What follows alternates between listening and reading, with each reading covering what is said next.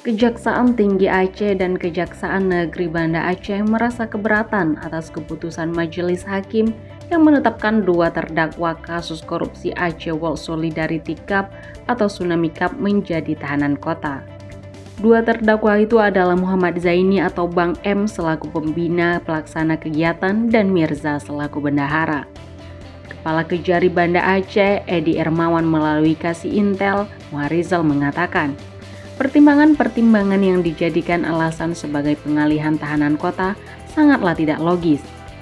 Dia menambahkan, pada saat penyelidikan kedua terdakwa sudah dipanggil secara patut, tetapi tidak memenuhi panggilan, dengan artian tidak kooperatif dalam menjalankan proses hukum.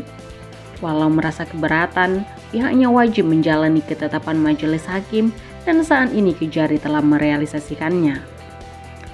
Sebelumnya diberitakan 2 terdakwa kasus korupsi Aceh World Solidarity Cup atau Tsunami Cup pada Dinas Pemuda dan Olahraga Aceh tahun 2017, yakni Muhammad Zaini dan Mirza dialihkan ke tahanan kota.